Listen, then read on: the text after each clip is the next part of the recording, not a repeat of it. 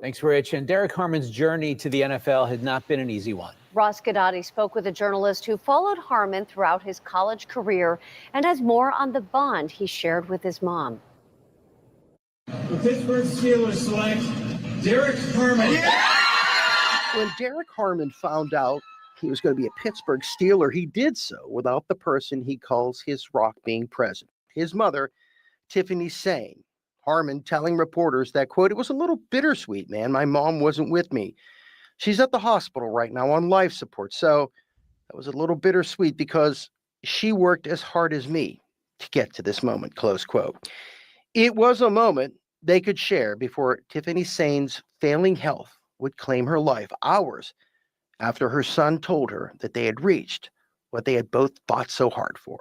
She's had several brain surgeries in her life, as well as a stroke several years ago. She lost the use of the left side of her body. According to Harmon, his mother's health wasn't the only challenge the family faced. This is a tough, gritty guy who, grew up on 7 Mile Road in Detroit, to a single mom who, scrimped and saved to send him to football camps throughout his youth. Ryan Clark of the Oregonian says, in as much as Tiffany Sane gave her heart and soul to her son, Harmon did what any good son would do for his mom. He would come home as often as possible to help take care of his mom. Perhaps equaled only by their final time together, as a caring son at the greatest moment of his young life was able to tell his mom, at the very end of hers, "We made it." And he said he was going to do this last night to go visit her in the hospital and tell her that her son was drafted by the Pittsburgh Steelers, which I think is an unbelievably special thing. Ross Godotti, Katie.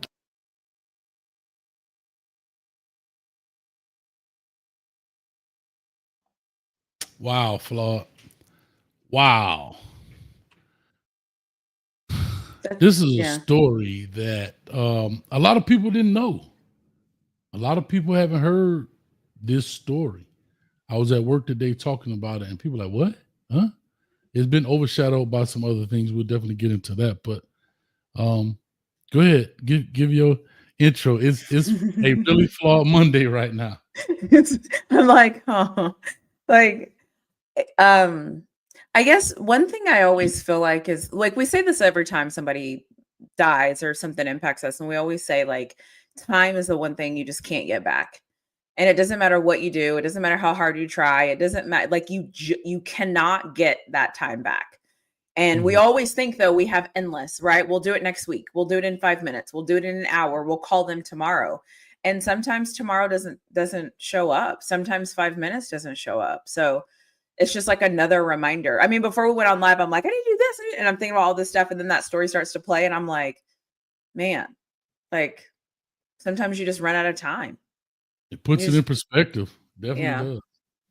Yeah. And, unfortunately, we fall into those perspectives and easily we fall right back into the rat race. Yeah.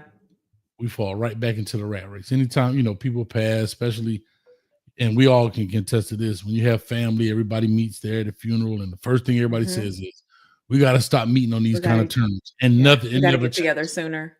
Yeah. And it never changes. Because life is life, and it's tough, man. But shout out to Harmon.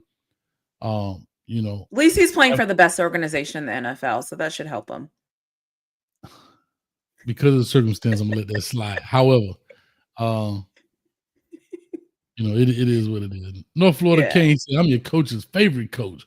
What's up with you, boy? I appreciate it. I love it. Yeah, I think the other thing I want to say too is, I think that sometimes too we forget. You say this all the time, like, you're really good at prefacing all of this, like how much work and effort and time and desire and tears and body aches and hard nights and parents and everybody that takes these athletes on this journey with them. And you do it so one day you can step back and say, you've got this now, you're good. And I can't imagine, I'm sure he didn't think his first year, I'm sure he didn't think after he got drafted, the moment, right? The moment that all of it is for. And in that moment, you have a couple of hours. Like, right. How do you even? That's tough. That's tough. And I tell people, to your point, like I said, think about that young man. he's been on probably about a 15 to 20 year internship with the hopes of getting the job. And how many people would sign up for that? Right. How many people would sign up for a 20-year internship in the hopes to get one of these very few spots available and make this team be a part of this, or, this club in essence. And it's tough. It's tough. And a lot of people, especially fans, if they've not been around, been a part, they don't really grasp the magnitude of this. Mom going through brain surgery, doing all this. And there are many stories like this, but these kind of stories, and she's still scraping up what it takes to put them through the camps, to put them here, to get him this opportunity. Said his NIL money, he got like his mom a wheelchair. He was making sure she had, I think she was making sure she had like an accessible van.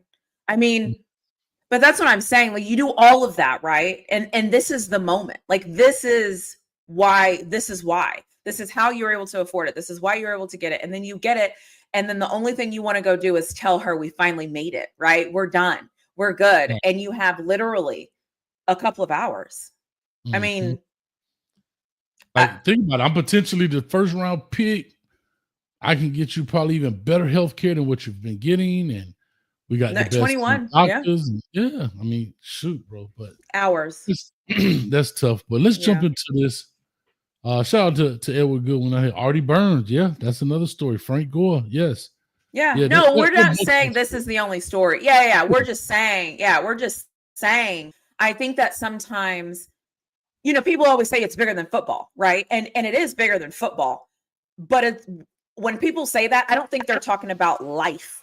Like, I think they're talking about other things, like being a good stand-up person in the community. We're talking about dying. Like, that's different. Like, we're talking about something a little bit different here. Real quick, Sharpshooters podcast.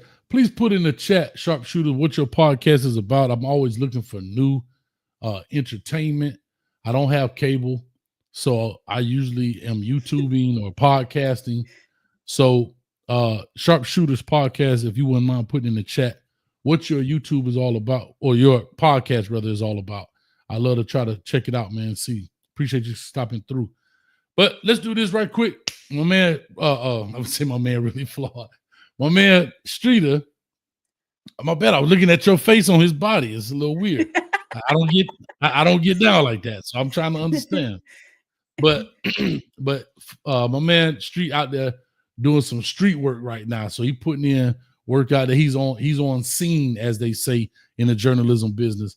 So hopefully he'll get a chance to pop in here in a second. But Floyd, you go ahead and do the intro. Yeah. And let's rock. So for I would like to clear my throat because I have an announcement to make. Every single one of you in the chat last Monday when I was going through my mock draft, and you're like, from Missouri's not going anywhere. That guy from North Dakota State. Are you kidding, Flawed? Are you kidding? He's not even that good. Are you kidding? What do you know? Guess what? I knew. I told you on this show that I knew. And I got 11 out of the 15 people correct last week. 11 out of 15 people. Clap it up. All right, that's enough clapping. Yeah. So I'm just saying. So for all of you in the chat last week that are like, who is a Missouri tackle? Who is he? What is he going to do? Get drafted. Like I said he was going to do. Who is the North Dakota State guy? I don't even know him. Yeah, because you don't watch football like you think you do. I know who he is, and that is why he's on my list. So I just want to say I did a great job picking my top 15. And if some of the players, like obviously, like I said on the show, though, the trade came in and the trade kind of knocked off some things. So it impacted a couple of things. But overall, I think I did pretty good for the top 15. What do you think? Dun, dun, dun, dun, dun. All I'm going to say is yesterday's price It's not 2 days twice. So really flawed to up the price. Yesterday price ain't today's price. Period. 15. The stats are rolling in right now. She got it rocking and rolling. But what she Period. really got right, you know what she really got right? What is that? What's that number one draft pick out there, Cam Ward? I said, what's that number one draft pick out there, Cam Ward? Is it Shador? No. Is it Travis? No. Is it Genty? No. Is it Dylan? No. Go Cam Ward. It's your birthday. Go Cam Ward. It's draft day. Shout out Did to y'all Luke. make the song? I made the Did y'all song. do I put it on Twitter. For some reason, it was suppressed. But Uncle Luke saw it. I didn't even see it. So Luke saw it and he liked it. So we might be in the studio. I might be an honorary member of the legendary 3 Live crew. Hopefully I could be the third person. 3 Live crew. Or how about this? 2 Live crew featuring your favorite coach. That's so funny. How about that? That's funny. That's actually really funny that he saw it. That's gonna be the title of my song. Your favorite coach. Let's get it. Clap it up for me, man. Clap it up. All right, that's enough clap. Get that crap out of here. All right, so shout out to everybody. Go ahead and hit the like, share, and subscribe button. We are simulcasting this thing, Facebook, YouTube, my channel, as well as Really Flaw's channel. So if you're watching, make sure you go ahead and hit the like, share, subscribe button on both ends of this deal. And we got to get these views up, get the algorithm cranking. Because it's going to be a little slow here in the football world. You know what I mean? For the next couple months. But that's okay. We got recruiting and a lot of other stuff. Somebody going to do something stupid. And we can talk about that. And maybe somebody. This is actually my favorite part of this. This is my favorite part of the sports world, though, because I always tell people, like, this is when you can tell the real people who really watch football. Because you find things, you dig, you research, you kind of figure it out, you kind of circle back, you kind of are like, okay, spring's over, right? It's now time for summer. They're going to be working out. If you're an NFL fan, your team just drafted, you know that there's rookie minicamp, you know that there's a June 1st designation, you know that cuts are coming. Like there's all of these moving parts that I think when you're a real fan that doesn't just wait until obviously the season starts, like this is all kind of the back end work. Like if you were building a house, this would be the foundation. Nobody cares unless you care, right? Like nobody cares. And most people don't care until the drywall goes up. But the truth is your house is being built well before the drywall goes up. Fair. That's a great analogy. Like I said, when people see that concrete slab and the pipes coming out the ground, they can't see it. They can't understand it. But once you start building walls and it starts forming, then you're like, oh, okay, that makes sense.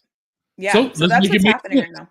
Let's talk about who I believe who has definitely been overshadowed in this draft is the number one draft pick, Cam Ward, who also has a great story. He also has a great story. I think he's been kind of overshadowed, not kind of, has definitely been overshadowed in this draft, this 2025 crazy draft. Like I said, what just happened is what I have on my title.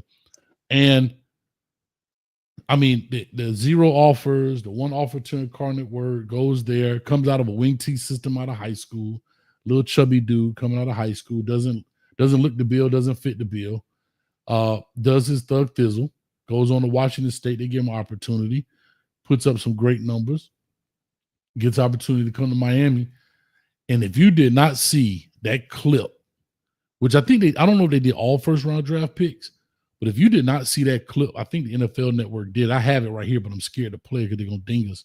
Yeah. But what Cam Ward's dad is talking to him and he responds, those are awesome, man. Oh, yeah. Those are awesome. Yeah.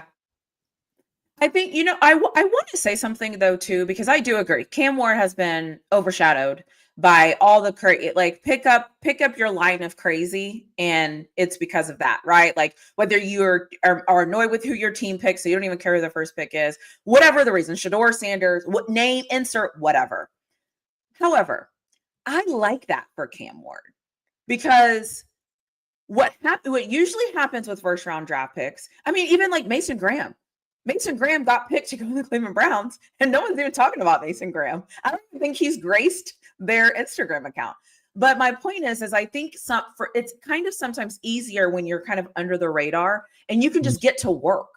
Your questions are easier, right? You get football questions. You get, how do you feel? Are you excited? You know what I mean? Like you get, so it's not always bad that you don't have attention. I think some of us think like more attention is better. Sometimes it's easier to go through life when you don't have any attention and just to get to work. There you go. As we always say and have always said, the NFL, for lack of better terms, doesn't like distractions.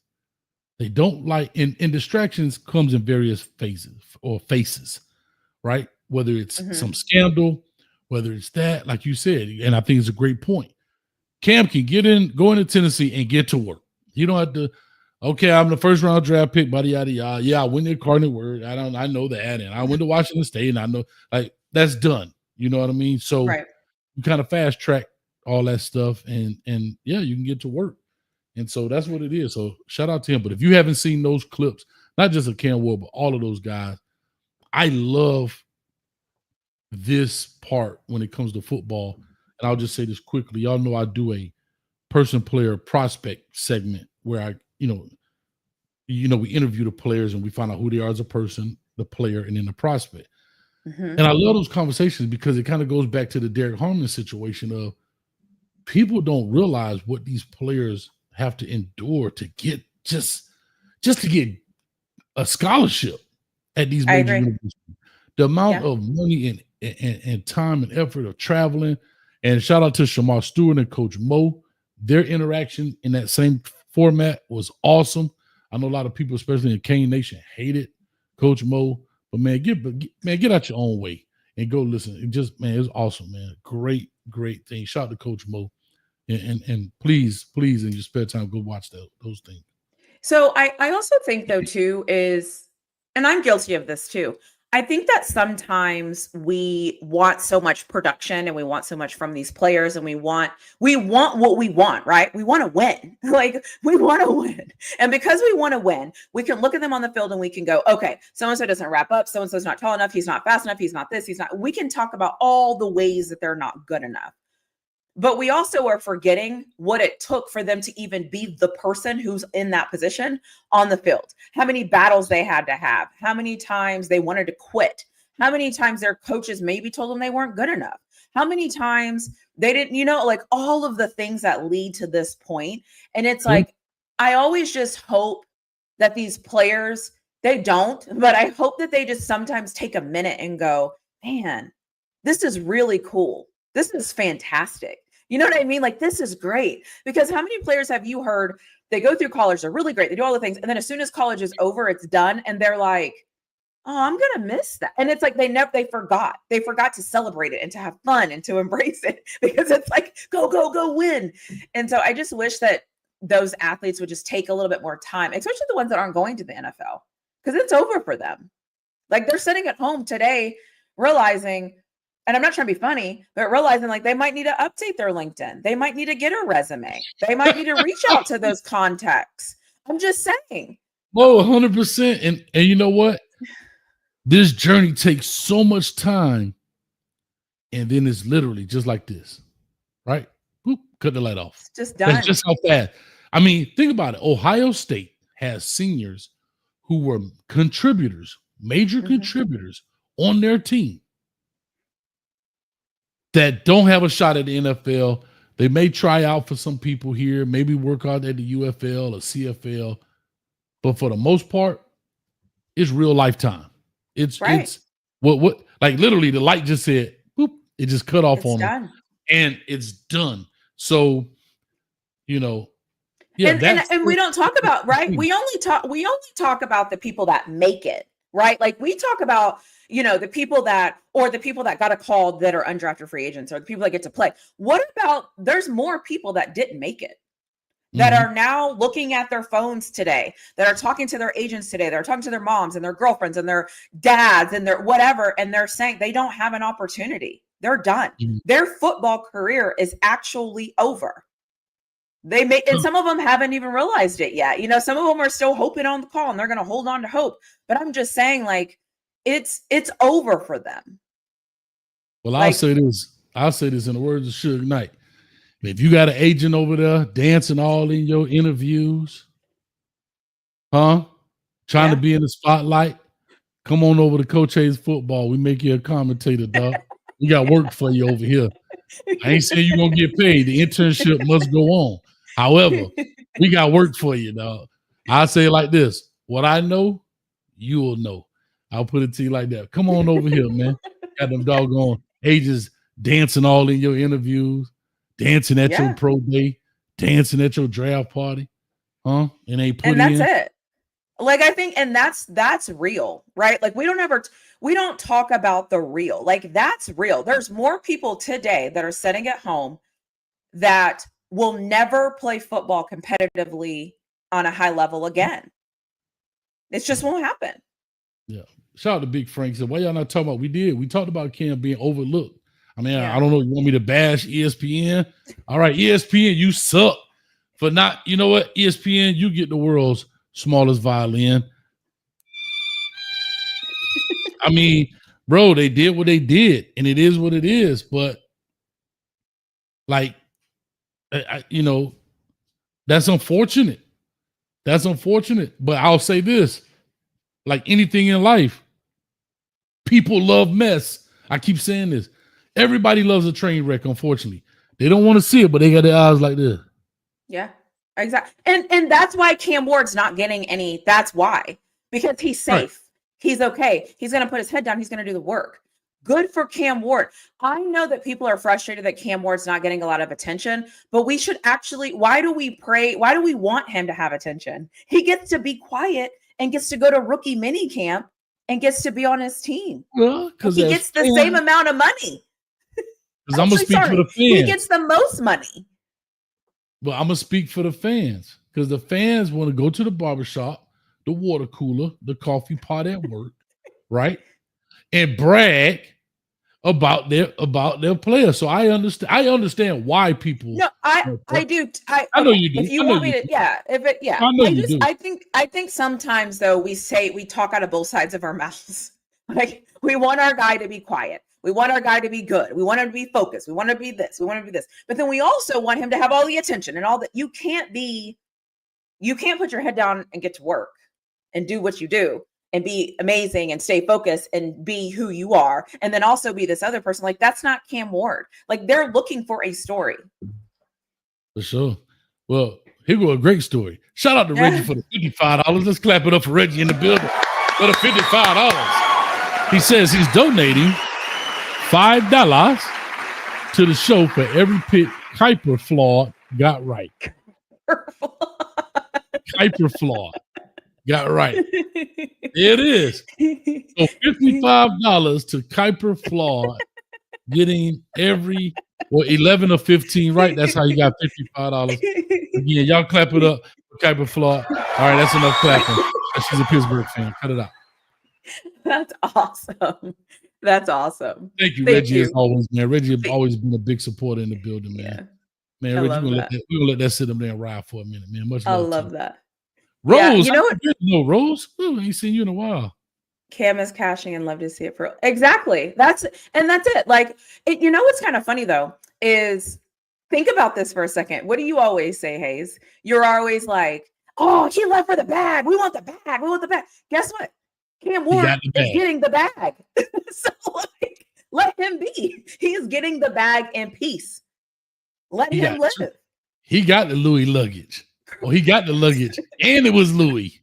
Right. So let him be. He did everything that you always say you want that athletes do. Cam Ward is doing that, and he gets to do it quietly. He's doing it. Yeah. Well, here's what I know, because I know we got working a little bit of time constraint here. So you want to get into the elephant in the room here? Let's talk about it. Because what the actual hell? Kick it off. What the hell? So, oh gosh, I have so many different thoughts. I could go football brain, I could go NFL brain, I could go fan brain, I could go Coach Prime brain, right? Like, I have 4 different thoughts.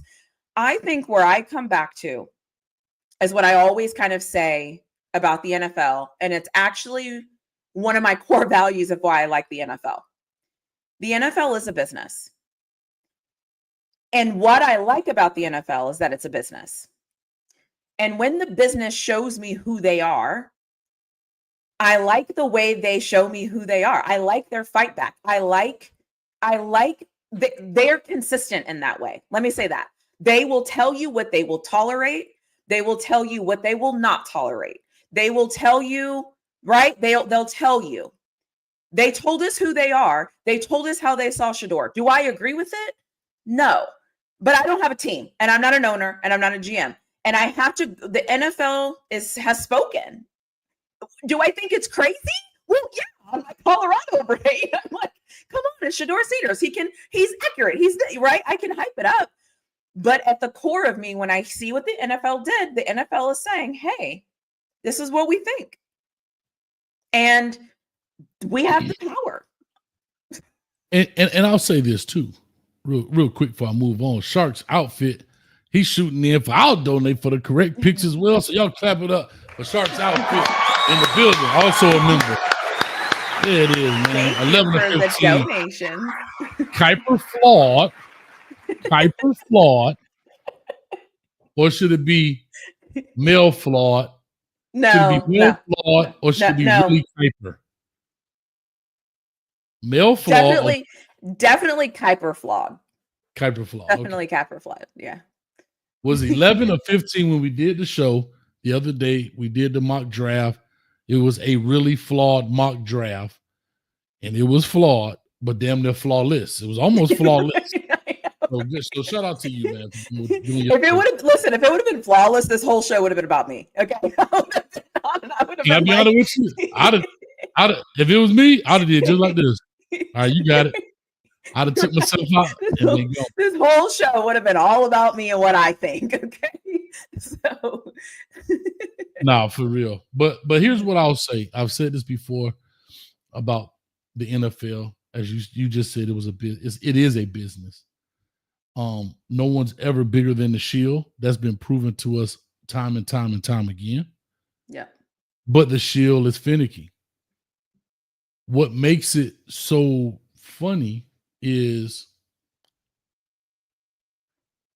in the words of Janet Jackson, what have you done for me lately? Mm-hmm. The Shield will turn a blind eye to a ball player who has baggage, but he can produce at a high level. Facts.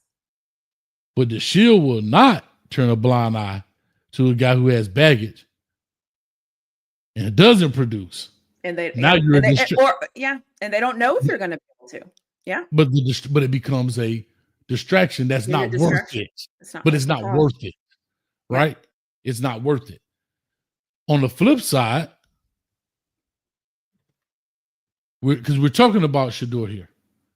On the flip side, here's what's amazing. Everybody, oh my God, he's supposed to be top 3. Cam was top 1. This person, and this person, and that person, and this person. But all of that information that you've got is not from one of the 32 organizations. Right. They are from ESPN and all these other sport outlets who are analysts. They are not draft board. They're talking to people and da-da-da. They're just talking to people. They're not at the camp. They're not in the building. They're not in the staff meetings. They're not in the war room looking at draft boards. They're not evaluating the film with the coaches. These are guys are basically doing what you and I are doing right now, straight speculating. That's with probably some information because they pick up the phone and they may have an inside guy. But that guy might be, you know what that guy might be? A scout. Or, somebody they heard somebody say something. Yeah. Yeah, click clean. He was like, yeah, coach, I was in the coach's office picking up Coach Hayes' shoes, and I overheard the head coach say, yeah, I like Shador. And he run with it. You know, who knows? But the NFL themselves never came out and said these things. And that's what people have to understand. Oh, the draft board. Because what people don't understand this as well, flawed. When Coach Prime opened up that window, AKA Well-Off Media, everybody subconsciously got attached to Shador and this team. Yep. They got attached. The CU aunties and all these people. I'm not trying to poke any fun. I'm saying you had a glimpse into their life and you watched them every day. So therefore you began to root for them. But the NFL doesn't care about that. But to what Prime says, the good goes with the bad. And now, when it doesn't go your way, oh, it's this, is that, is this, is that. But you know how many other people were on that same board with Mel Kiper that was supposed to be first round draft picks or supposed to be drafted? Let's see. Will Johnson was the best corner out there. But then everybody makes an excuse. Well, he had injury problems. Well, guess what? Then why did Mel Kiper not put him first off the board at corner? Because he still thought that's so, yeah.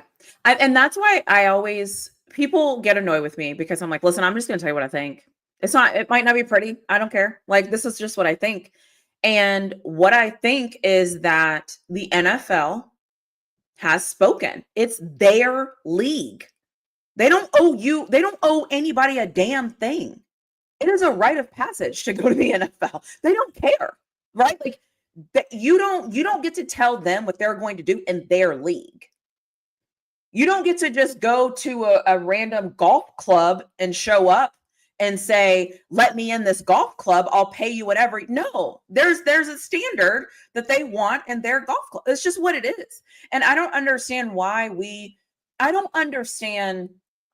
our need to get what we want, we can't seem to look at what's happening. It's the NFL, guys. Like, this isn't like, I'm not talking about like flag football league I just created out of my backyard 3 years ago. This is $1 billion organization. They get to pick and choose. And if they said they don't think Shador's good enough, because I'm old school, I believe in the truth. I'm not giving you a participation trophy, okay? The NFL said they don't think Shador is a good enough quarterback to be taken until the 5th round. That is what the NFL has said. Whether I agree with it or not doesn't matter. That's what they said. They think Dylan Gabriel's better than him. They think Jackson Dart is better than him. They think, do I need to go down the list? What do you want me to do? But here's the flip side. Think about the quarterbacks. Before I said I like to have some facts, so I like to pull this up. Think about, I always bring up Anthony Richardson because I think he's a great example of when we always talk about potential, right? He's a great example when we talk about potential.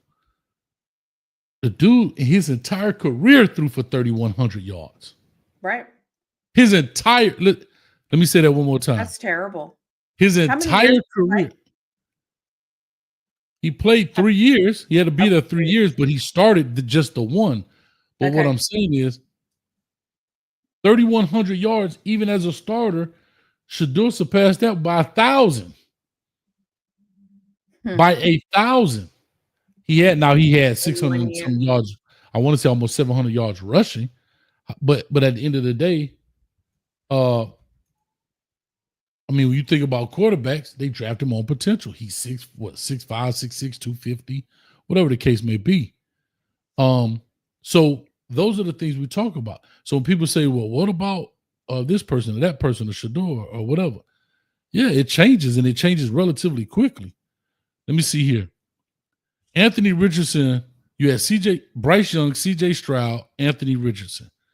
The next quarterback off the board. Bryce Young, CJ Stroud, Anthony Richardson. I'm trying to see. The next quarterback off the board went round 2. Will Levis. Now, people can say we want, but I don't think Will Levis is a great quarterback, but I think he was more productive than Anthony Richardson. Yeah. Well, I think the other thing though that happens, again, this is I'm speaking to the people that watch a lot of NFL. So some people, whatever.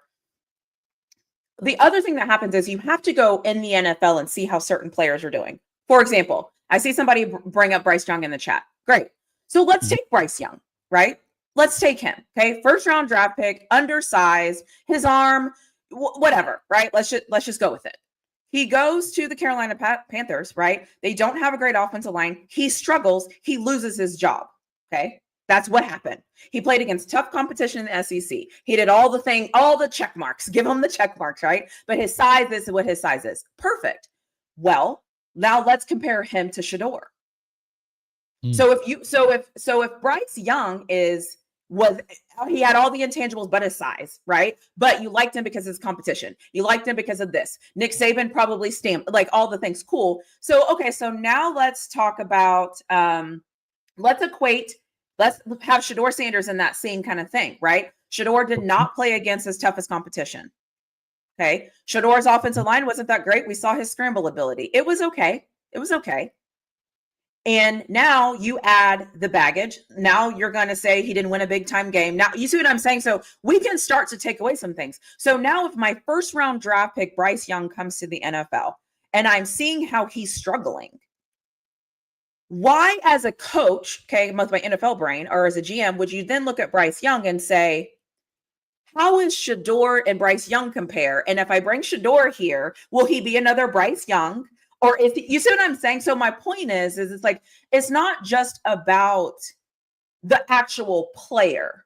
It's not just about like Shedeur in a vacuum in this little bitty box. It's about what has the NFL shown me is successful. What does success look like in the NFL? Jaden Daniels, success looks like. Caleb Williams this year struggled. Why? Offensive line was terrible, but he still struggled. Okay, so that's it. Oh, who's successful? Joe Burrow, successful. Lamar Jackson, successful. Jalen Hurts, successful. You see what I'm saying? So if I start to go through what success looks like in the NFL, and then I look at Shedeur Sanders, again, my NFL brain, not my fan brain talking, right? I can kind of see where they would say, well, these guys have something. This guy can scramble. This guy has a big arm. This guy is 6'4". This guy is this. This guy won a national championship. This guy, you see what I'm saying? And so then you get to Shedeur and you're kind of like, I don't know what this is. And so you take him in the 5th round. And then somebody says, where does Cam Ward fit? He was the number 1 pick in the NFL. That's where he fits. Like, he fits right in. You know, it's funny you bring that up because one of the teams that was looking at Shedeur was the Saints. A lot of people thought he was going to go to the Saints. And there's a guy at the Saints that's the head coach named Kellen Moore. A lot of people there may not remember him from Boise, right? Thought he had a phenomenal career at Boise, right? Phenomenal. I'm looking at him right now statistically. Kellen Moore, and I think this is a good comparison, right? Kellen Moore played at Boise.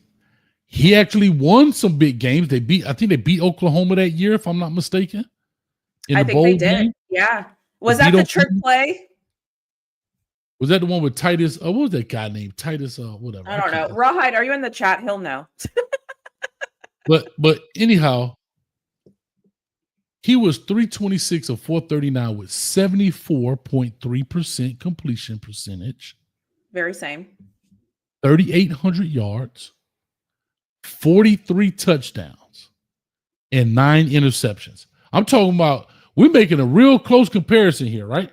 More touchdowns, less yards. Shedeur had more yards, a little less touchdowns.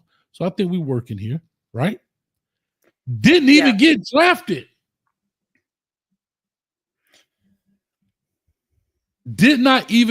Kellen Moore did not even get drafted. We ain't talking about late. No, senor. No draft for you. And that's, And that's all. Let me see. He gets to the Detroit Lions. I apologize.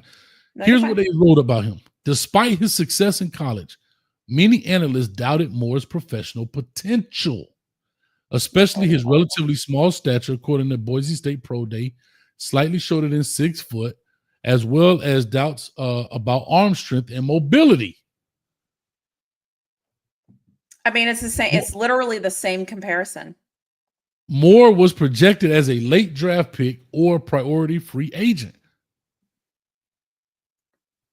Don't you think it? So what I hear you saying is, what if Moore saw himself in Shedeur?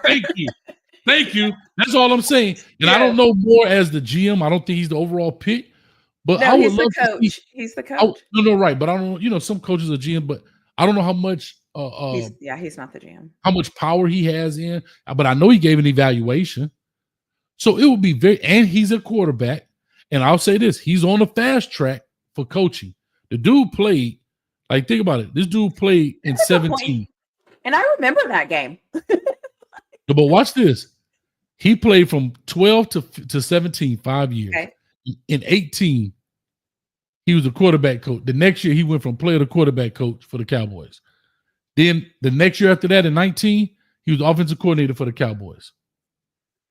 And then after that, coordinator for the the Chargers, coordinator for the Eagles, and now is the head coach. Now is the head coach at New Orleans Saints. You talk about fast track.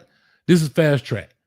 So it tells me he has something here, but he doesn't have it here. He doesn't have the physical attributes. He has the mental capacity. There may lie the issue. I also think too, this speaks to a bigger deal.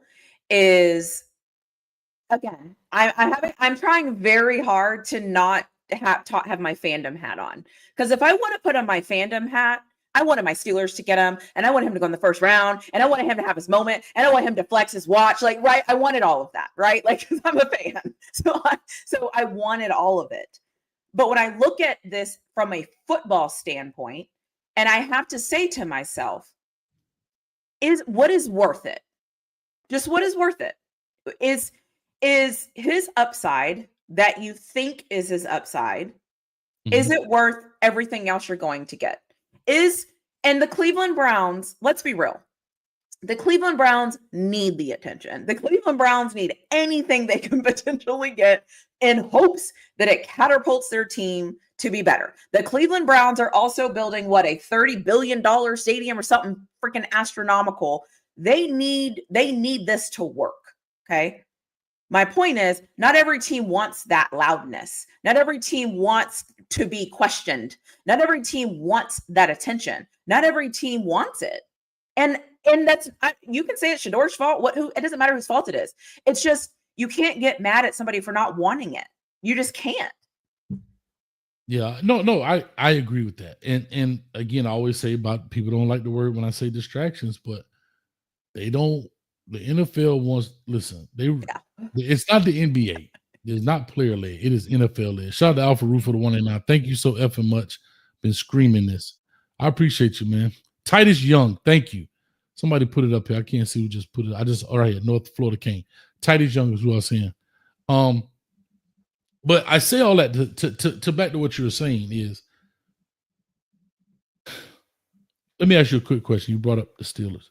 Is Mike Tomlin the GM? No. Okay.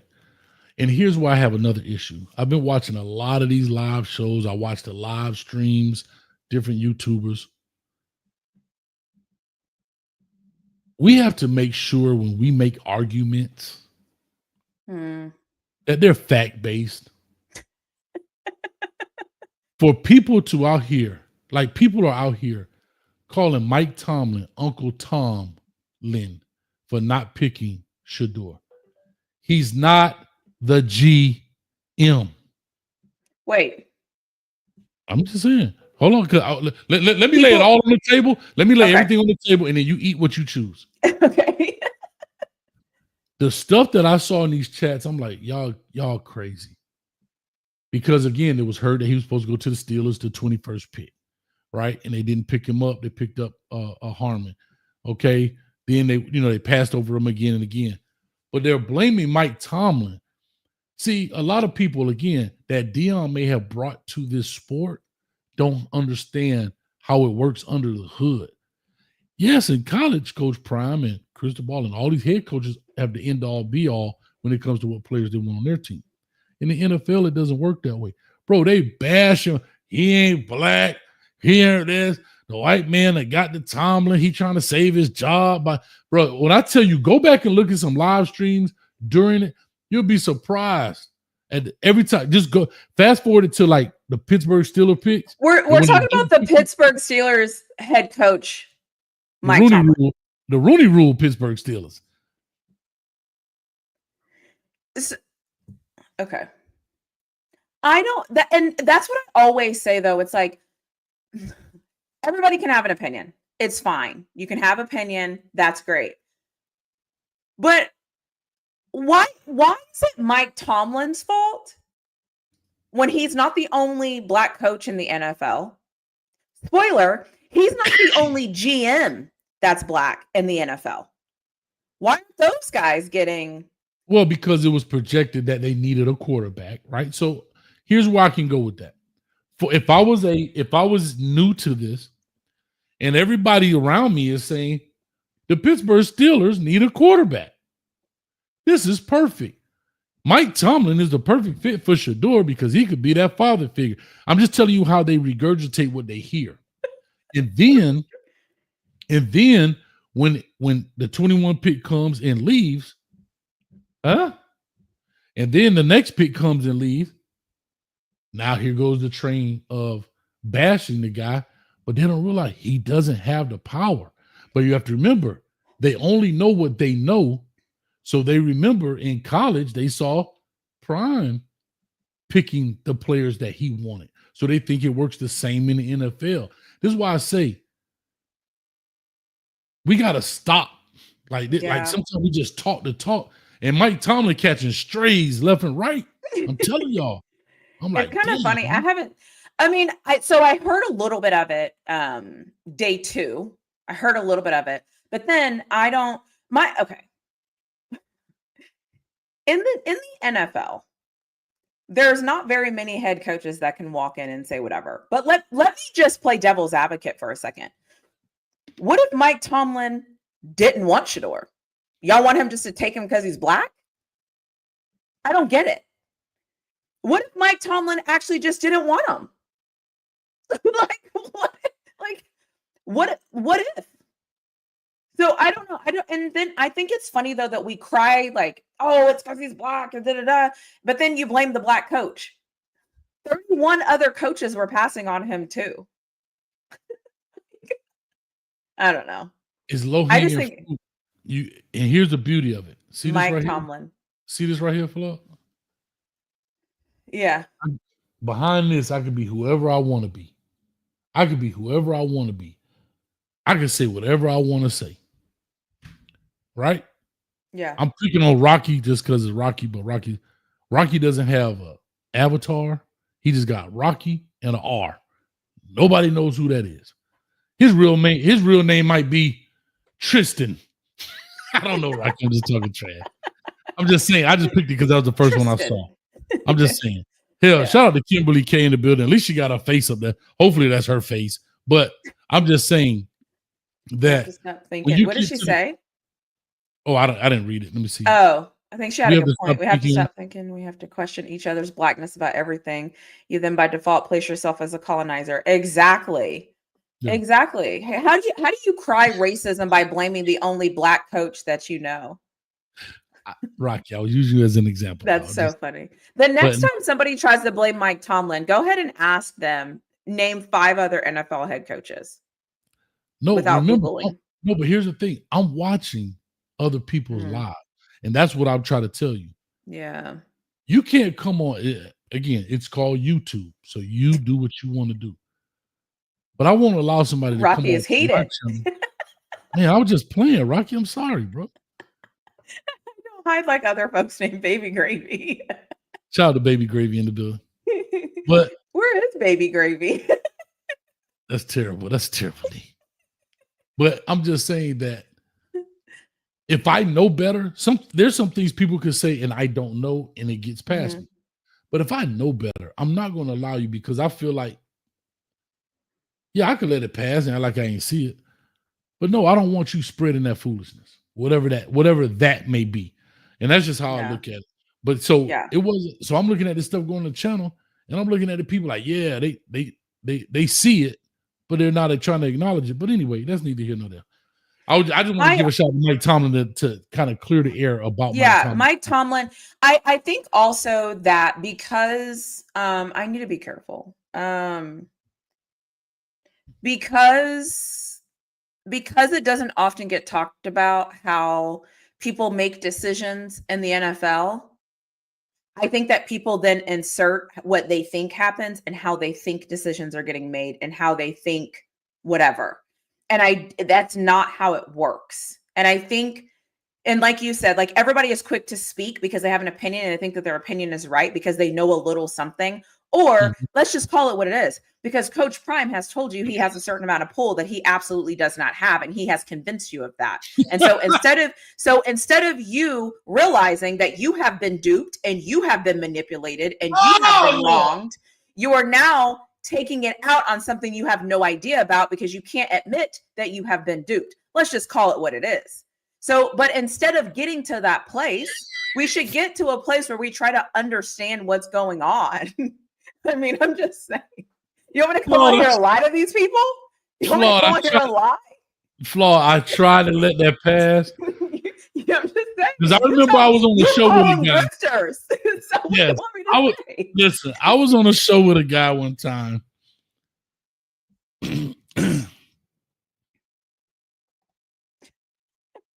And this guy used to say, Coach Prime got the power to get people drafted and get them looks. And we were talking about one young man named Cavassier Smoke. And I don't think Cavassier Smoke has ever seen a stadium. This is no knock on him. I'm trying to say, and this is the hardest part about these shows. In order to make fun of the grifters and those folks, you have to kind of talk about the player too. But I told him it doesn't work that way. Now we get to this situation. If Prime can't get his son with his influence round one, what do y'all think? It doesn't. Jerry Jones could have came in and saved him.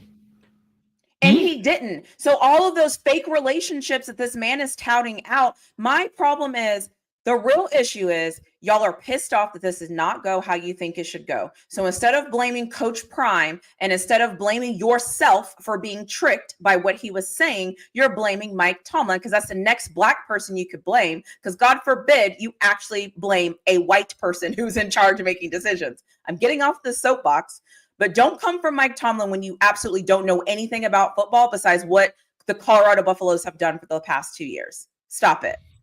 Let's just stop it. This is from NFL Network. Jerry Jones says Cowboys evaluated Shedeur Sanders extremely high, but QB not a fit. Right. And what does that mean? They're lying. And that's what I'm saying. Like, if you can't decipher between manipulation and the truth, there's nothing I can do to help you. I'm just saying, like, we have to stop thinking that just because we idolize somebody and we think somebody is fantastic, that they're always going to tell us the truth about everything that is going on. That's not how it works. That's not how it works. And I want to say, this is not a knock on Coach Prime. This has nothing to do with Coach Prime, and has everything to do with the fact that Coach Prime is saying what Coach Prime is supposed to say because he's a coach. That's what coaches do, right? They hype up their players. They talk about their players. Hell, Coach Sark is still hyping up Quinn Ewers, and he went in the 7th round, okay? That's what coaches do. They're going to hype up their players, right? I don't blame Coach Prime. We're liars. Exactly, but they lie. And my issue, though, is because you believe it, it's actually your fault. Take accountability that you fell for the okie doke. You're a sucker. Yeah. You licked it. All right, listen. Oh wow. I'm gonna let that sit. You licked the lollipop. Do you know how many coaches? I'm telling y'all a backdoor secret here. Do you know how many coaches go to the podium every day and right behind that curtain, they call it step and repeat. They have like, whatever the sponsor is, and then the university sponsor university, all in the back. Right behind that, what's right behind that? Can you imagine what's right behind that, Flo? The person telling them the BS that they need to say? No, a confessional. They go right in there and they walk in there and they say, Father, if I have sinned, I just want to confess that what I just told was a lie. I did it for the betterment of the young man, but I don't believe Quinn Ewers is the best. But because he came here and played for us, Lord, I just want to. I'm telling you. That's it. We lie all the time. You lie. You have to lie. It's literally your job to make people feel good, right? Because you have to keep your fan base included, right? I'm sure y'all thought at the beginning of the year last year that Mario Cristobal was going to win against Syracuse. Don't do that. Don't do that. I'm about to get fanned out. Don't do that.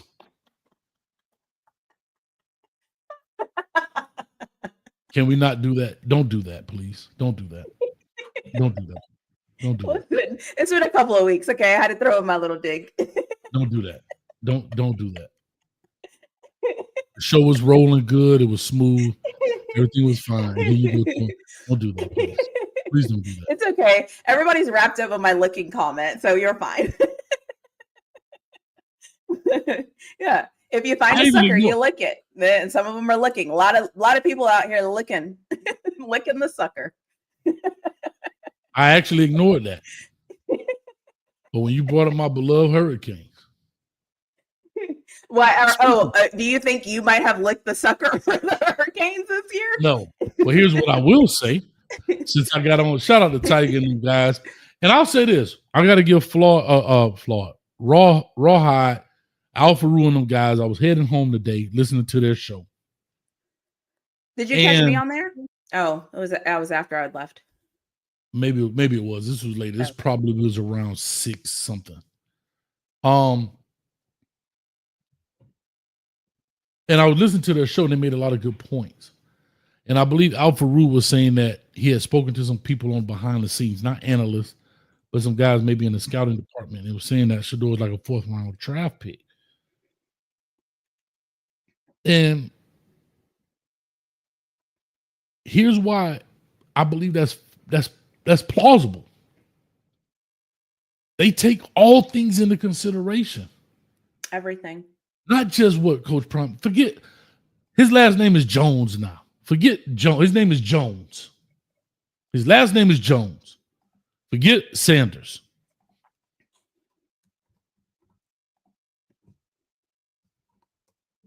What would be his draft grade then? If he was at Colorado, his last name is Jones. Deion is not his coach, because Deion being his coach has nothing to do with his performance in the NFL. You want my petty answer, or you want my answer? Well, I'm rhetorical right this particular moment, but I'm gonna get to a real. Tell me, and then tell me how you want me to respond, and that's how I'll respond.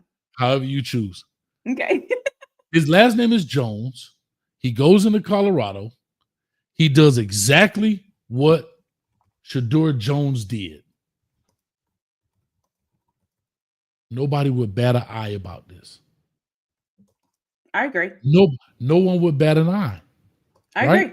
And that's how they have to look at the NFL. The NFL doesn't care about the fanfare and all of that stuff. They don't. Now I do have an opinion about why the Browns picked him at the end with their last pick. But what is his upside compared to Jalen Milroe? Let's just take Jalen Milroe. So, oh God, I can't believe him. Okay. So here's my issue. This is my honest assessment, no filter. Here's my issue. If you're on a team with your dad, okay, and the best offense that you can run is the offense we saw, okay, and you're with your dad. So with your dad, I'm thinking we're getting the best of you, right? You see what I'm saying? Because like if I have a show with you, Coach Hayes, and you know me well, and then I go have a show with somebody else that doesn't know me very well, I'm going to expect you to know me a little bit better than the other person, right? So if I look at it that way, and then I look at the production and the product that Shedeur put on the field based on the offensive scheme that they ran, I'm concerned. And because I'm like, is that the best he has? And then I'm thinking as a football person, right? Because now I'm stepping into the football world. I'm like, did that quarterback not know that he should have ran the ball more if he had that much control of the offense? And I'm going to say this, and I can't believe I'm saying this out loud. The Colorado coaching staff did Shedeur Sanders absolutely no favors. They absolutely did him no favors because his offense was bland. They didn't run the football. So whenever you're evaluating talent, and people have said, the scouts have said, they've watched film, they don't really know how to watch the film because the way the film is structured, they didn't really, there wasn't really a balance, and the offensive line wasn't very good, and maybe the offensive line was good, and maybe the quarterback is bad. My point is it's the doubt that is making this a problem. That's what I'm trying to say, because I've just listed 5 various things that we have to guess. And the fact that I then have to guess it now I have cause for concern. Now, if I go look at Milroe, right? I can go look at Milroe and I can say, okay, he's had 2 different coaches. He's hella athletic. I watched him literally run around on Georgia. You know what I mean? Like, I see what he has that I could use of value, because at the very least, if I come in a game and I say, okay, quarterback, we're bringing in Milroe, let's run a Wildcat. I can do that. That's an option. I can't run the Wildcat with Shador. I didn't see it. So all I'm saying is all of these different things is like what you have to put into perspective. It's like a turnover in football, right? None of us can call out none of us know how many fumbles are going to happen. None of us know if a turnover is going to happen. Nobody knows if somebody's going to miss a field goal. But the second you miss a field goal and the second you turn the ball over, i.e., the second you play in a game against North Dakota State and you still try to score a touchdown where you don't have to and you don't manage the game well, I'm going to remember that. When you play against Kansas State and you're trying to rush to score when really you could run the ball and run off the clock and the team never gets the ball back, I have to remember that. So I feel like sometimes we act like we forgot. You know what I mean? Like, those things happened. What do you want me to do? No, I agree. Real quick, Isaiah says if Shador's last name was Jones, he would be the first pick. But I just gave you an example. I just gave you a great example of a guy named Kellen Moore. Who, I mean, it was Boise State. They was putting big teams. They were the David versus Goliaths. They was putting people to sleep. The dude had 47 touchdowns, bro. Is what Neckbone said true? I'm gonna go here now. I just saw Neckbone, but I forgot to give Alpha. Alpha is love. 199 could be the best college QB, but not the best NFL QB, and that's fair. I think that's bad. Yeah, that's fair. That's fair. Think about a lot of the QBs that we see in today's football. Most of y'all don't even remember what college they went to. Yep. It's very fair. Right? We talking about a quarterback from Wyoming. So I also want to say, somebody said that would be on the coaches, not Shador.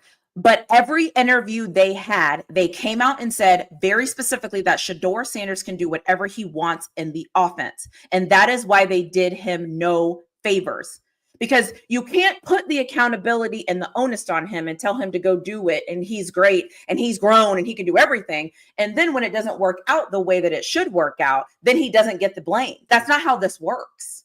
He gets the blame for wins and losses. Yeah, that Prime always say the spotlight shows good and bad. Nick Bone says you can't change his name. That's the beauty of the conversation. But that's the difference right there, Nick Bone. NFL ain't looking for a conversation. They're looking for a product. See, you're right. You can't change his name when it comes to content. You're right. The NFL doesn't care about the content. They care about the production, right? And I hear what you're saying, brother, and I get it. And I wanted him to go. I really did. But we've seen this over and over and over. And I'm going to lean into this right quick. Most people don't want to understand this, but here's the truth.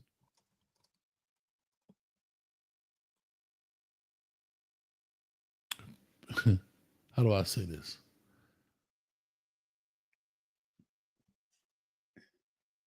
People don't want to. It's almost like daddy ball, right? Like everybody thinks their kid is the best. The poor little Timmy.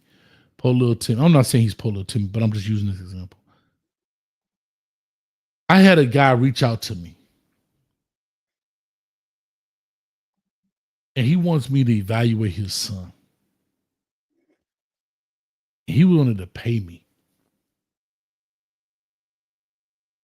And I asked him to send me the measurables, what. I told him I refused. I could have lied to him. He want me to tell him what Division I school he should be looking at from a measurable perspective in the trenches.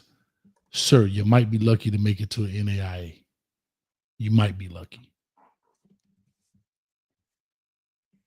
Now, I could have conned him, Yeah. evaluated him. But bro, some stuff you got to take the daddy glasses off, dog. Like, I think it's yes, hard. you got to stop this, right? I think it's hard. And so when people always say, "Oh, he don't have no real people around him," you know what? I used to think that same thing, Flawed. But you know what I come to realize? These people do have real people around them. They get rid of them. Yeah, that's Keep true. searching for somebody that's going to say yes. Because I That's true. said no, he's going to go find somebody else You're going to see it soon. that's going to say, man, he could play at such and such. Yep. That's all they're looking for is hope, like the word maybe. They just want, all they want is somebody to say yes. So the more people say no, you get rid of them. So when people say, where are his true friends at? He has ostracized his true friends because they won't tell him yes. I had to learn that. At first, I used to say, like, man, you see players doing something. Damn, dog, where your homeboy at, dog? Is supposed to tell you, man, don't do that. You know where he is? He on the sideline because Not he friends told you anymore. one time. He told you one time, don't do that. Yeah. And you went and found somebody else that, boy, I'm finna grab this fire. Matter of fact, what was my man that dunk on everybody all the time with the dreads? Durant. Morant. Yeah. He in the car with the pistol and they recording it. I guarantee he had a homeboy say, man, put that pistol down. What's wrong with you? I'm not riding with him no more. I want to ride with the dude that's going to record it. Yeah. But I mean, can we be honest though? I think that's what happens. I cannot believe I'm saying this right now. I think that's what happens when you're in a cult.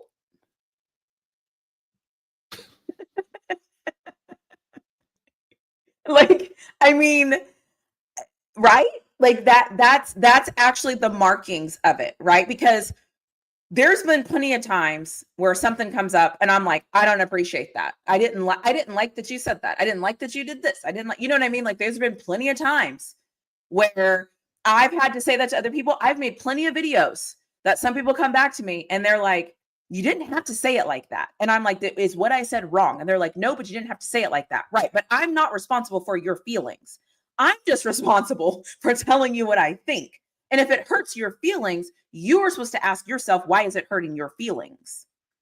And I think that sometimes as fans, we think because we have an opinion that our opinion has to be right because we have to be right. And sometimes that's just not it.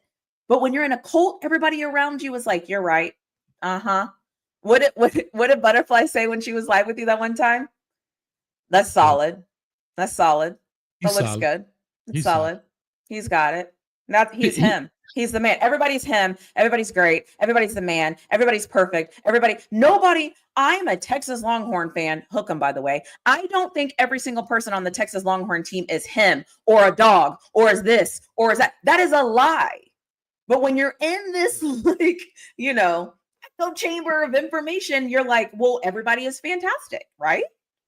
So here's what I'll say. And I love this comparison. And please, someone correct me if I'm wrong in the chat.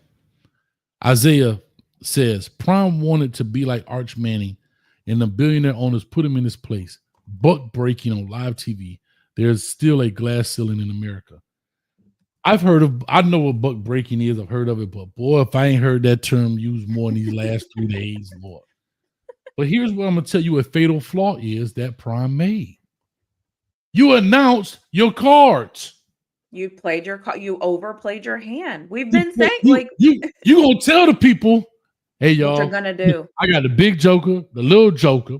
I got the 2 of diamond, 2 of spade, ace, king, and queen. I got 1 heart. I got 1 diamond. I got 3 clubs. What y'all want to do? So what I'm trying to tell you is, if he would have done what Arch Manning did went up there that day and said, no, we're not doing it.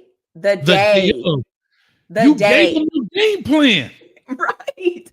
And nobody wants to hold Coach Prime accountable. You fumbled the bag, Coach Prime. Respectfully, if I could get into a room, I would say, Coach Prime, shh. This is where I say keeping it real goes wrong. When you try to make a sound bite, guess what? It bit you in the ass. Excuse my French, kids. But here's what I'm saying. Like, what all I'm saying is you went up there and you gonna tell them, well, I want to be here. I know how. Now, if he would have went up there and said, hey, you know what, man, through these negotiation process, I know what to look for and what not to look for because I've been through it. I'm a father. I'm gonna make sure my son in the best situation. I can deal with that. But when you go ahead and tell people what you're going to tell these people in their business what you're going to, and let's call a spade. Now, Prime was a bad boy, so he may have had that leeway. Shador is not, he's not at Prime's level. Let's just call a spade a spade. He's not. So when you do that, how about this, Coach Prime? Let's just flip it. I'm going to bring my kid to Colorado and tell him he going to be such and such. Prime, you not even let dudes come in there talking NIL. You ain't let nobody do what they want to do in your organization. So how do you think you're going to go into these people's organization? There's only 32 of these companies. That's how you have to look at it. There are 32 franchises in this company. And they're the most powerful people when it comes to this, probably sport and any other thing else. And you're going to tell them what you're going to do and not going to do? No, you hold that in your cuff. And on the day of, man, we appreciate it, but we're going to hold out. We're not going to take that off. Just Can like, now do it just like Arch Manning, then we could talk. But to come out here and tell people what you're going to do, what you're not going to do. All right, watch this. But in the season. Break you. In the season. And can I just say something else? And this might be unpopular opinion. You damn right, Coach Prime is not like Arch Manning. Shador Sanders is not a quarterback. You're right. He's a quarterback. That's not the position his dad played. He didn't have let's level set here. When Archie did these things, we have to remember, I believe Peyton Manning was already in the NFL. So what I'm saying here is we had a guy who went in the first round to go play with the New Orleans Saints. For those of you that don't know about Archie Manning, okay, he was the first round draft pick, went to go play for the New Orleans Saints, played in the NFL himself and was good. Okay. Then he has two sons. Then Peyton comes and Eli comes. Okay. Peyton is already in the NFL.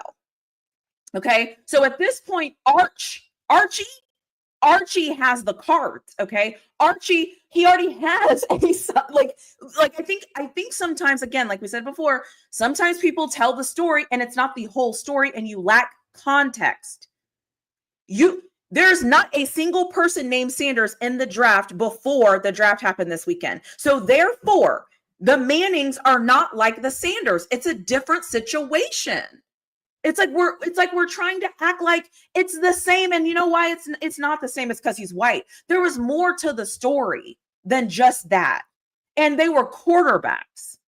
And you would have to go look at how much people liked what Peyton was doing and how much, like, my point is like, this isn't just Archie said this and they did it. No, like that's not how this works. It didn't work that way. It didn't work that way. Well, here's a perfect example.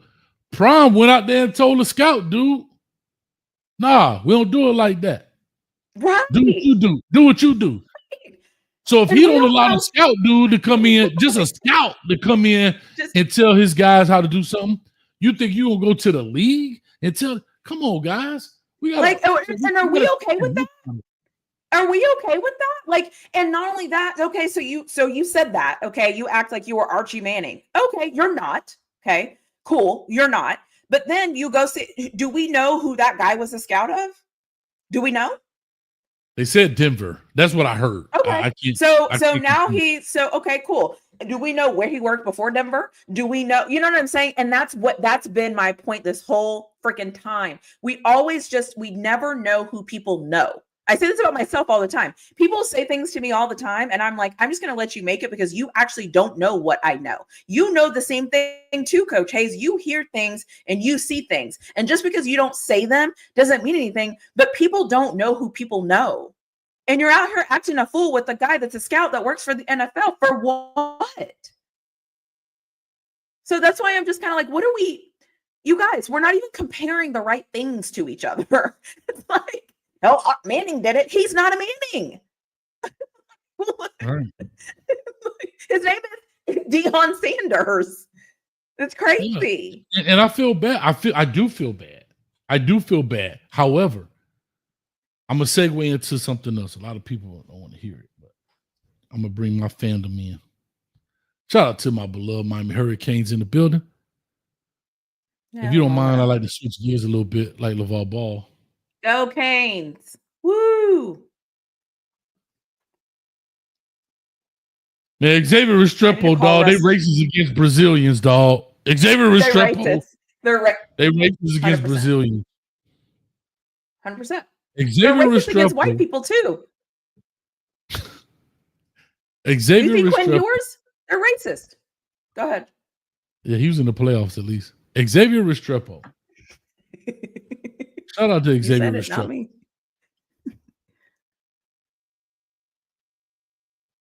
I understand he ran a 4.8 whatever.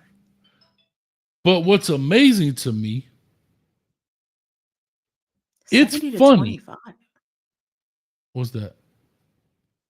Sorry, this is the Miami Heat score 70-25. Sorry. Hey, hold on.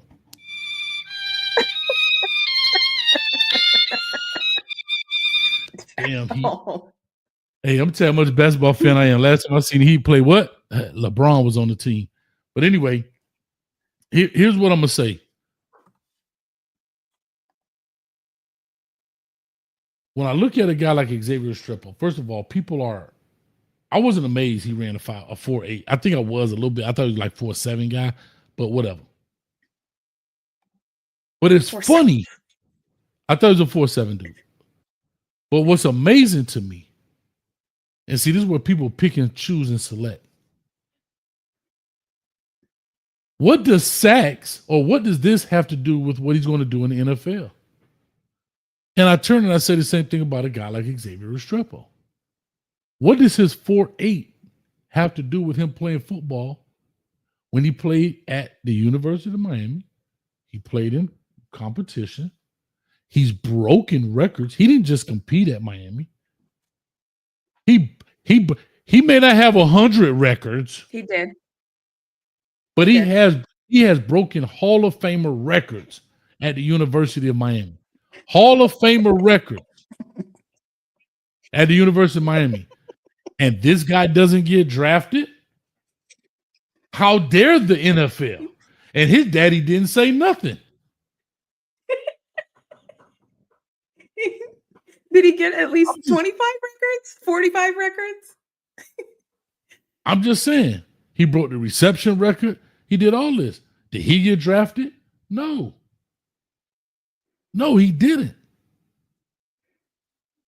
Now, well, Cam Ward had to call in a favor. See, there's a such thing as a football player that may not have all the measurables. And I believe in those guys exist, right? They don't have all the measurables. Yeah. But they're football players. I.e., you could go back to the Ryan Clark of the world. Didn't get drafted, went in there, made it, and played some ball. Yeah. Right? Did his thing. But why? They discounted him because Ryan Clark wasn't the biggest. Just like they discounted Restrepo because he wasn't the fastest. Right. I believe he can. One thing I know is Restrepo can play football. Now, you can't deny that. Yeah, I think everybody would agree with that. Shador can play football. Correct. I think everybody would agree with that. But there is something about his game that devalued him. Correct. And that's what people don't want. People want to go back They don't to. want to admit it. Oh, he turned Colorado around. Yeah, they don't want to admit it. They don't give a damn. They don't care. The NFL does not care what you did. It is a portion of the equation. If that's the case, Think about it. Shout out to Jimmy Horn and LaJohntay Wester. They got drafted over him, over Restrepo. Mm-hmm. Yep.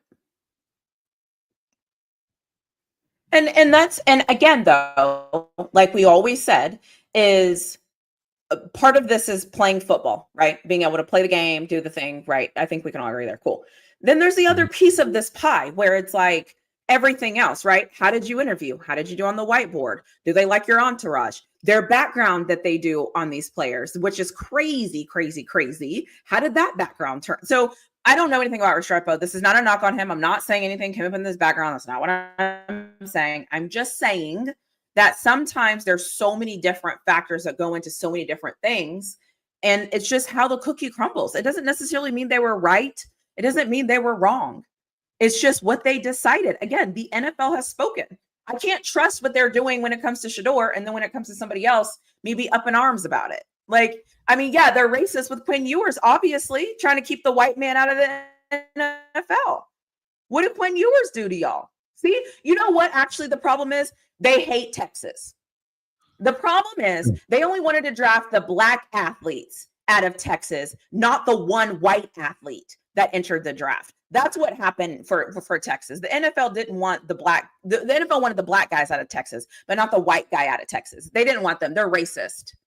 See how dumb that sounds? And I'm not saying the NFL don't have racist tendency. Now, don't get me wrong. Now that I don't want to be clear. I'm not either. I'm not either. Yeah. No, I know what you're saying. I know what it just sounds goofy. But shout out to Action Jackson. He says he played more years than that Hall of Famer player. Okay, fine. I just pulled up one, but you can pick anyone. I say Andre Johnson. Andre Johnson had, in his career, he had 52 catches. We're just going 1 year, 52 catches. Right? Xavier Restrepo, 1 year had 85 catches. The next year he had 69 catches. You name any one of these Hall of Famers.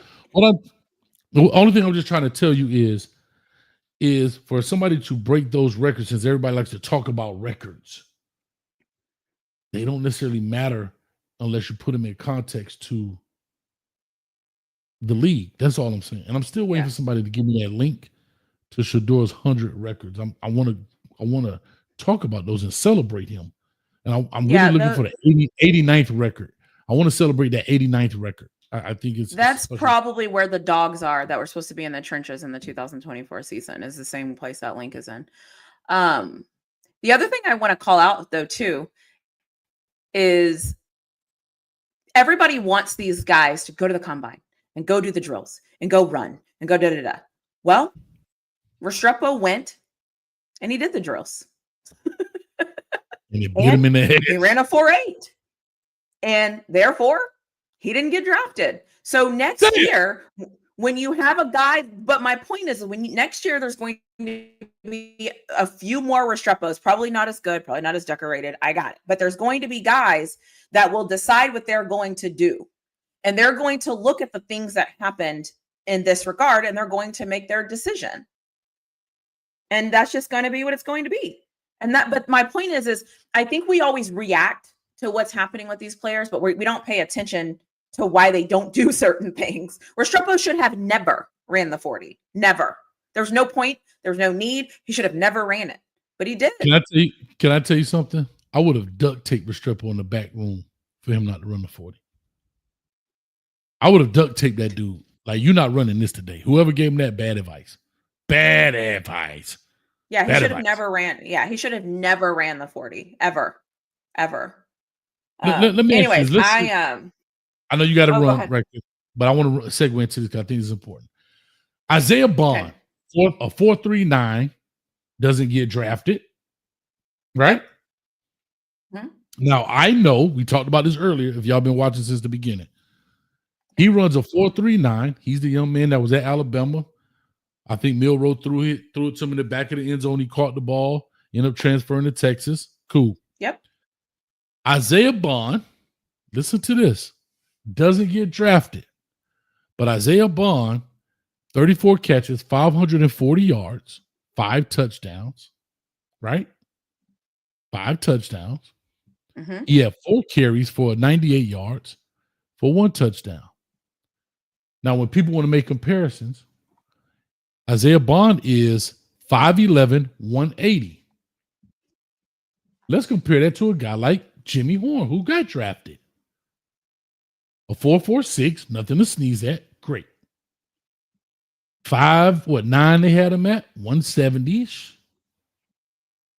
Had some injury problems. And he had see, this is what I'm saying. It all depends on who you want. And he had 37 catches for 440 yards, 100 yards less. He only had 1 touchdown on the season. 1 touchdown. And Jimmy got drafted, and Isaiah Bond didn't. Well, hold on, really, Floyd. Why don't you think Isaiah got drafted? Well, I know why, but Why? Talk to me. I mean, he has those cases. He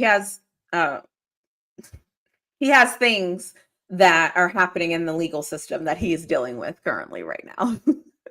Okay, I love it, and I thank you for that. But then you have a guy. Remember, I said at the very beginning of this show that the NFL doesn't like distractions. Mm-hmm. But if you produce enough, they'll They close will. it. You know who Mike Green is? Yep. Who's Mike Green? He got drafted in what round? Was he first or second? He got drafted in the 2nd round from Marshall. He's from Marshall. A G5 school. Well, guess what, Flaw? He ain't got 1 essay. He got 2 essays on him. 2. He got 2 things of baggage. But here's the difference. You want to know what the difference is? What do you think the difference is? Stats. That boy The put a stats, 17. and he can disrupt a football game. That boy put up 17 sacks in 1 season, 23 tackles for loss in 1 season, and he got 2 essays on his record.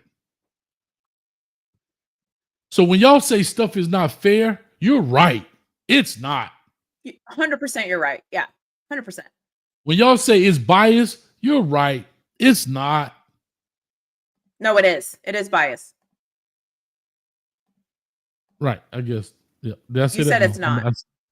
I'm sorry. When you say it's biased, you're right. It is. Yeah. This dude goes in the 2nd round. Half of his tackles this year were sacks and tackles for loss.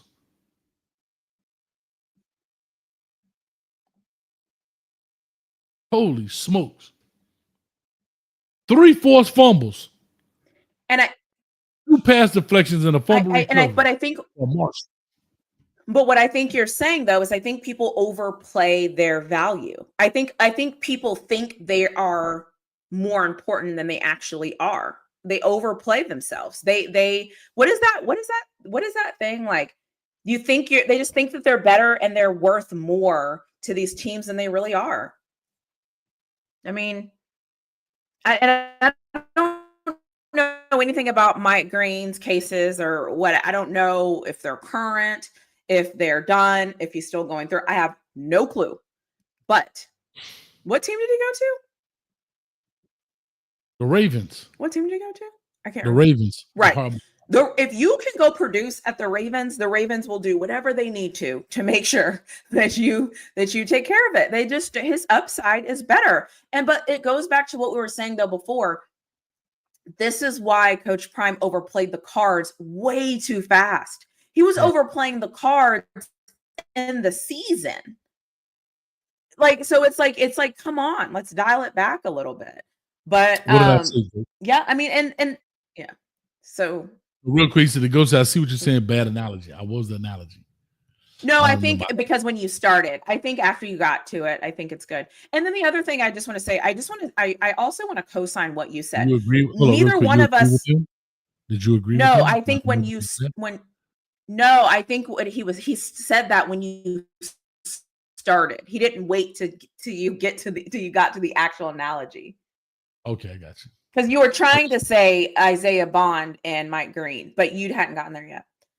I said that what was I gonna say? Oh, I wanted to say, like you said, that the NFL is not fair. Okay. The NFL is not fair. The NFL manipulates. The NFL lies. The NFL could be racist. The NFL is not your friend. The NFL is all the things. I'm not here acting like the NFL is this perfect specimen of an organization and all of these things don't exist. I'm not saying that. What I am saying is if you know that, and if you know that is what you're dealing with, you have to be on your P's and Q's, and you cannot show your cards, and you have to play this right, and you have to do everything that you're supposed to do. That is where I feel like they failed. They didn't do their part. They knew they were dealing with the monster, and they didn't treat the monster as such. They brought a knife to a GUN fight. That's what kind of Nug fight. You gotta say it back. They brought a knife to a nug fight. Yeah. See, here's a perfect example. Yeah. This is we were bringing suckers so they could lick them, and they're bringing. Okay, no. Okay. No, here's what I was saying. So when people, I couldn't even say the word. But here's a perfect example. Well, so when people come, you heard my suckers and licking, didn't you? No, I don't know what you're talking about. I'm stay focused, confessional. So here's what I'm gonna say to you. Seriously, when these people talk about, oh, y'all want your daughter chain, he can't be him. Nobody can be him until you become him, right? Correct. Perfect example. This is YouTube. We could say ninja all day and YouTube won't bother us. But if we say grapes and nugs, if you understand where I'm going, we got to fit into a box because this ain't our platform. This is exactly what we're saying. So for all y'all out there talking about Shador don't need to fit into a box, do me a favor because Coach Hayes hiring. When you wake up in the morning, go to your job, walk by your boss office and say, "What's up, my ninja?" Don't worry, I'll hire you. See, you fit into a box too. So don't get it twisted. Like you're trying to get into their establishment. Mm-hmm. And if this is not a perfect example, she said, "What's nugs?" Spell it backwards, Amanda. We can't Scramble say that. the words. Scramble the words, and it starts with a G. Yeah, just spell nugs backwards or nug backwards. But anyway, no, we didn't say. See, you missing the point. Actually, I'm not saying Shador talk like that. I'm not mad at that. I'm just talking about people talking about fit into a box. You're right. I've never seen Shador speak that way. Right. But there's a certain thing in which they want.